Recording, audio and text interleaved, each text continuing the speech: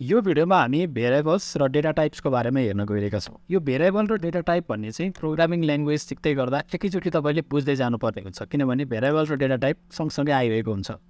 अब हामीले एकदमै बेसिक कन्सेप्टहरूबाट बुझाउँदै अगाडि बढिरहेका छौँ र योभन्दा अगाडिको भिडियोमा मैले सिम्पल कमेन्टको बारेमा भनेको थिएँ। अब भेरिएबल भनेको के हो त्यो थ्योरिटिकल्ली बुझौँ र डेटा टाइप्स भनेको के हो त्यो पनि थ्योरिटिकल नलेज लिउँ। पहिला भेरिएबल भनेको बुझ्नुभन्दा अगाडि, जस्तै इक्जाम्पलको लागि तपाईँले तपाईँको बुकहरू कहाँ राख्नुहुन्छ? ब्यागमा राख्नुहुन्छ। तपाईँले तपाईँको वाटर, हामीले खानेपानी कहाँ राख्छौँ? बोतलमा राख्छौँ, होइन?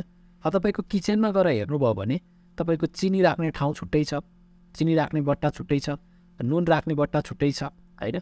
त्यसै गरी अन्य सबै सामानहरू राख्ने स्पेसिफिक ठाउँहरू छुट्याएर राखिरहनु भएको छ। अब के गर्नुहुन्छ? तपाईँ चिनी र नुनलाई एकैचोटि राख्नुहुन्न, एकै ठाउँमा राख्नुहुन्न, किनभने तिनीहरूको नेचर फरक छ। मैले यो बक्क बसेको कुरा के गरिरहेको तपाईँहरू सोच्दै हुनुहुन्छ होला।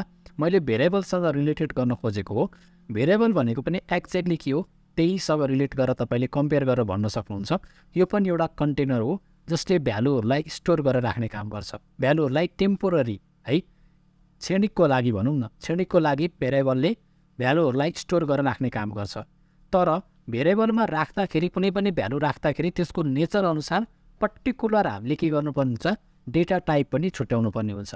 चिनी र नुनको मैले नेचर फरक हुन्छ भने जस्तै गरी चिनी राख्नु पऱ्यो भने यो चिनीको बट्टा हो भनेर छुट्याउनु पऱ्यो नि, हो त्यो छुट्याउने काम भनेको डेटा टाइप्सले गर्छ। अब मैले नुन राखिरहेको बट्टा छ, यो नुनको बट्टा हो भन्दा नुनको बट्टामा जुन हामीले नुनको बट्टा भनेको चाहिँ भेरिएबल भयो, होइन? तर यो नुनको बट्टा हो भनेर छुट्याउने काम भनेको डेटा टाइप्सले गरिदिन्छ, है? भेरिएबल भनेको स्टोर गर्ने चिज हो र डेटा टाइप्स भनेको त्यसलाई यो टाइपको हो है भनेर त्यसलाई रिप्रेजेन्टेसन पनि गर्नु पऱ्यो नि, होइन? तपाईँलाई थाहा हुनु पऱ्यो नि त्यो डेटा टाइप्सले गर्छ। अब तपाईँलाई म अझ यहाँ इक्जाम्पलै दिएर भन्छु। सपोज गर्नुहोस्, अब यो डेटा भनेको के हो, इन्फर्मेसन भनेको के हो, मैले अलरेडी डिस्कस गरिसकेको छु। तपाईँको जति पनि तपाईँको फेसबुकमा तपाईँले अपलोड गर्नुहुन्छ कुनै फोटो, कुनै भिडियो, तपाईँको अहिले नाम, एड्रेस, फोन नम्बर, यो सबै कुरा के हो? तपाईँको डेटा हो। र हामी के गर्न लागिरहेका छौँ? प्रोग्रामिङ ल्याङ्ग्वेज सिकेर भन्दा एउटा सफ्टवेयर डेभलप गर्न लागिरहेका छौँ, होइन? अब यो कुनै वेबसाइट बनाउन लागिरहेका छौँ भनेपछि त प्रोग्रामिङ कन्सेप्ट चाहियो। त्यहाँ के हुन्छ? सबै कुरा डेटा हुन्छ। कुनै अनलाइन एप्लिकेसन फर्म बनाउँदैछौँ हामी भने त्यहाँ के हुन्छ? सबै युजरले इन्टर गर्ने हो। जस्तै तपाईँ ड्राइभिङ लाइसेन्सको फर्म भर्दै हुनुहुन्छ, त्यस्तो खालको एउटा फर्म बनाउनु पऱ्यो भने त्यहाँ त तपाईँको चाहिँ सिटिजनसिपको नम्बर, तपाईँको first name, middle name, last name, father name, blood group, होइन, जति पनि इन्फर्मेसन छ त्यो सबै के हो? डेटा हो। र त्यो डेटाहरू सबै एउटै नेचरको त हुँदैन नि। जस्तै तपाईँको ब्लड ग्रुप भने के हुन्छ? A positive, B positive, O positive भने जस्तै गरी त्यसको एउटा टाइप भयो। तपाईँको नाम भनेको छुट्टै डेटा टाइप भयो, तपाईँको एज भनेको छुट्टै डेटा टाइप भयो। यो डेटा टाइप भनेको के हो? त्यो डेटालाई रिप्रेजेन्टेसन गर्ने भयो, यो यस्तो टाइपको डेटा हो भनेर। र अर्को कुरा, सिसार भनेको स्ट्रङली टाइप्ड हुन्छ, अथवा भनौँ टाइप सेफ हुन्छ। भन्न खोजेको जुन टाइपको डेटा हो त्यही टाइपलाई हामीले डिटरमाइन गरिदिनु पर्ने हुन्छ। यो कुरा तपाईँले बुझिरहनु नभएको हुन पनि सक्छ, कन्फ्युजन हुनसक्छ।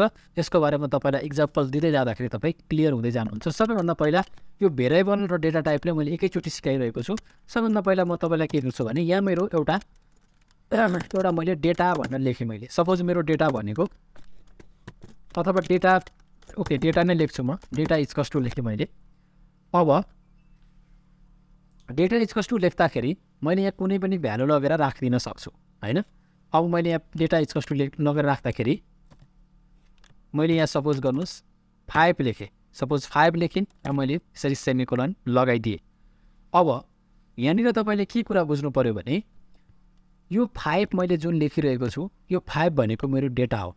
यो 5 चाहिँ मैले कहाँ राखेँ? यो डेटा भनेर राखिरहेको छु। यो भने के हो? मेरो भेरिएबल्स हो। अब यो भेरिएबल्स भइसकेपछि यो 5 कस्तो खालको डेटा हो त भनेर रिप्रेजेन्ट गर्नको लागि मैले के गर्नुपर्ने छ? डेटाको अगाडि यसको टाइप लेख्नुपर्ने हुन्छ।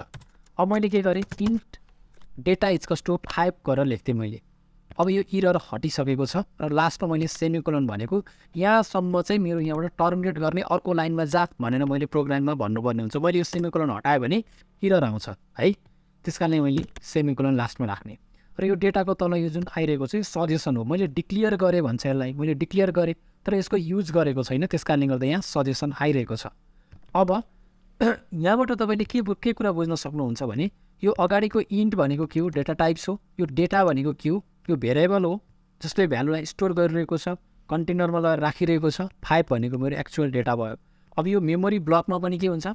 यसले के गर्छ? यो डेटा नामले के गरिरहेको हुन्छ, यो 5 लाई रिप्रेजेन्ट गरिरहेको हुन्छ, यो इन्टिजर टाइपको हो भन्नु पऱ्यो। सपोज गर्नुहोस् अब इन्टिजरको ठाउँमा मैले स्ट्रिङ लेख्थेँ अरे भने स्ट्रिङ लेख्यो भने के हुन्छ, इरर आउँछ यो 5 मा, किनभने यो त स्ट्रिङ टाइपको डेटा होइन भनेर उसले भन्दैछ। यही कुरामा मैले के गर्न सक्छु, यसरी कोटेसनभित्र लगेर राख्थेँ भने यसरी मैले कोटेसनभित्र लगेर यसरी मैले 5 राख्थेँ भने यो इरर के भइसकेको छ, हटिसकेको छ। अघि मैले जुन इन्टिजर राखेको छु इन्टिजरै राख्छु म, र सपोज म यहाँनिर 5 राखिदिन्छु। अब 5 राखिसकेपछि म कन्सोल डट राइट लाइन लेख्छु, कन्सोल डट राइट लाइन र त्यो सजेसन पनि आइरहेको छ, ट्याब दबाउनु भयो भने यो डेटा आउँछ। त्यसपछि मैले सिम्पल रन गराएर यसको आउटपुट पनि म एकचोटि हेर्छु है त। जस्तै हेलो वर्ल्ड र 5 आइसकेको छ। हेलो वर्ल्ड भनेको माथिको भयो होइन, यसलाई मैले कमेन्टमा पनि गर्न सक्छु। यो सबै सोर्स कोडहरू तपाईँलाई म प्र्याक्टिस गरेको डिस्क्रिप्सनमा पनि राखिदिनेछु पछि। So int data data equals to 5 console dot write line data भन्न मैले यसको बारेमा कुराहरू गरेँ, तपाईँले बुझ्नुभयो होला। अब हामी कुरा गरौँ टाइप्स अफ डेटा। भेरिएबल्स भनेको त यही नै यो कन्सेप्ट, सबै यो डेटाको ठाउँमा मैले जे पनि राख्न सक्छु होइन। अब टाइप्स अफ डेटा टाइप्स भनौँ न होइन, टाइप्स अफ डेटा अथवा डेटा टाइप्स। अब तपाईँले के कस्ता खालका डेटा टाइप्स हुन्छ, एउटा पहिलो डिस्कस गरौँ हामी इन्टिजर टाइप्सको। INTEGR इन्टिजर टाइपको डेटा हुन्छ एउटा होइन। एउटा कमेन्टभित्र राखौँ, मैले जुन कमेन्ट गर्न सिकाएको थिएँ तपाईँलाई,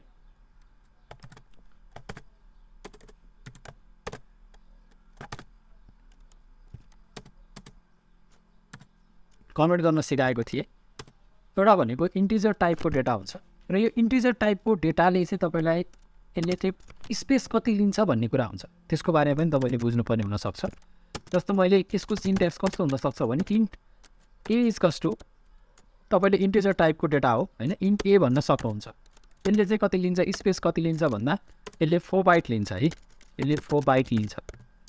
अब 1 बाइटमा तपाईँको 8 बिट हुन्छ भनिसकेपछि यसले कति स्पेस लियो, 8 चौको 32 बिट स्पेस लियो। इन्टिजर पछि तपाईँले हेर्न सक्नुहुन्छ फ्लोट हुन्छ, फ्लोट बी भन्न भने मैले, यसले पनि तपाईँको 4 बाइट लिन्छ है। त्यसै गरी तपाईँको क्यारेक्टर हुन्छ, क्यारेक्टर छ, क्यारेक्टरले तपाईँको 2 बाइट नै लिन्छ, के अरे सरी 4 बाइट भयो अरू, यदि 2 बाइट लियो। त्यसपछि तपाईँको चाहिँ डबल हुन्छ अथवा तपाईँको ओके बुलियन हुन्छ, बुलियन छ। बुलियनले तपाईँको जम्मा के गर्छ भने, बुलियनले चाहिँ हामीले जुन बुल भनेर रिप्रेजेन्ट गर्छौँ होइन, बुल ए भनौँ बी भनौँ होइन, यसले तपाईँको जम्मा 1 बिट लिन्छ यसले स्पेस। त्यसपछि तपाईँको डबल छ, डबल भनेर भनौँ, डबलले तपाईँको जम्मा स्पेस लिन्छ 8 बाइट लिन्छ यसले चाहिँ होइन। त्यसै गरी तपाईँको स्ट्रिङ छ, स्ट्रिङ भनेको तपाईँको एस भनेर रिप्रेजेन्ट गरौँ, यसले चाहिँ के हुन्छ भने पर क्यारेक्टर 2 बाइट लिन्छ है।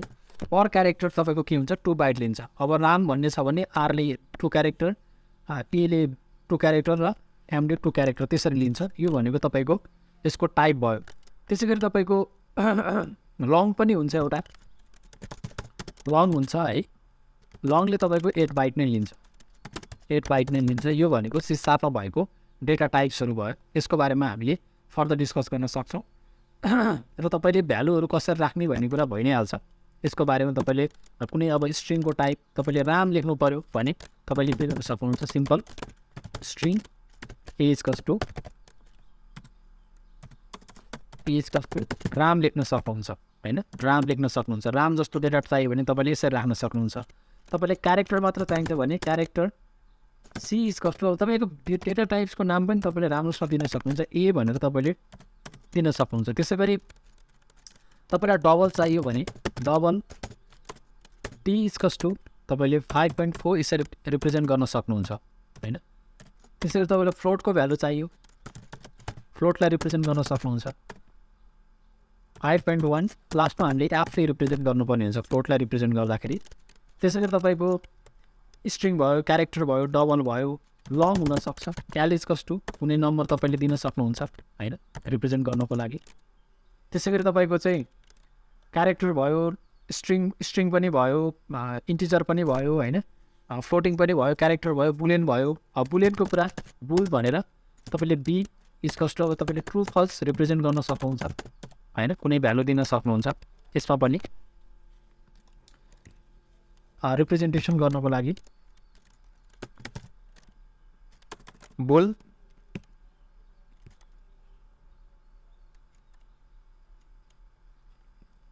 सी अलरेडी डिफाइन भइसकेको छ होइन, कुनै भेरिएबल डिफाइन भइसकेको छ। त्यसपछि मैले कन्सोल डट राइट लाइनले चाहिँ एउटा यो भ्यालु रिप्रेजेन्ट भयो होइन। त्यसै गरी तपाईँलाई मैले इन्टर गरेँ कन्सोल डट राइट लाइन, अब मैले ए दिन सक्छु होइन। त्यसै गरी ट्याब गरेँ कन्सोल डट राइट लाइन, मैले सी दिन सकेँ। त्यसै गरी ट्याब गरेँ डी दिन सकेँ, ट्याब गरेँ एफ दिन सकेँ, कुनै बच्यो एल दिन सकेँ, कुनै बच्यो, यो अलरेडी रिपिट भइसक्यो। अब म यसलाई के गर्छु, रन गराउँछु है,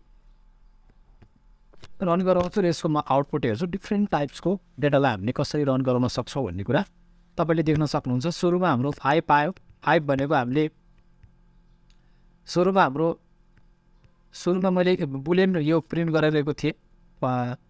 सुरुमा मैले केलाई प्रिन्ट गरिरहेको थिएँ भन्दाखेरि बुलियनलाई प्रिन्ट गरिरहेको थिएँ, बिओएलईलाई प्रिन्ट गरिरहेको थिएँ, ट्रु फल्सको कुरा थियो होइन।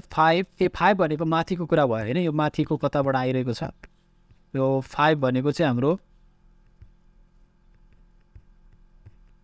कहाँबाट आइरहेको छ 5। त्यसपछि तपाईँको ट्रु भयो, राम भयो, ए भयो, 5.4, 5.1, 5212 भन्ने लङको कुरा, डबलको कुरा, सबैको कुरा हामीले के गरिरहेका छौँ, यहाँबाट रिप्रेजेन्ट भइरहेको छ। यो डेटा भन्ने छ नि, यो यहाँबाट 5 भन्ने हाम्रो प्रिन्ट भएको थियो। बाँकी सबै यहाँसँग कम्पेरिजन गरेर हेर्नुभयो भने सबै भ्यालु यसरी डेटा टाइप्स यसरी प्रिन्ट हुन्छ। अब तपाईँले बुझि नै हाल्नुभयो भेरिएबल भनेको के रहेछ, त्यसपछि डेटा टाइप्स भनेको के रहेछ भन्ने कुरा। भेरिएबल भनेको सबै ए सी डी एफ यो सबै भेरिएबल भयो र यो भेरिएबललाई रिप्रेजेन्टेसन गर्ने काम यी सबै string, character, double float, long, bull भन्ने सबै कुरा के भयो, यो डेटा टाइप्स भयो। अब यो डेटा टाइप्स यो भेरिएबल यो तपाईँले सधैँभरि गरि नै रहनुपर्ने हुन्छ। अब यसको बारेमा फर्दर हामी अर्को भिडियोमा हेर्नेछौँ। Thank you so very much.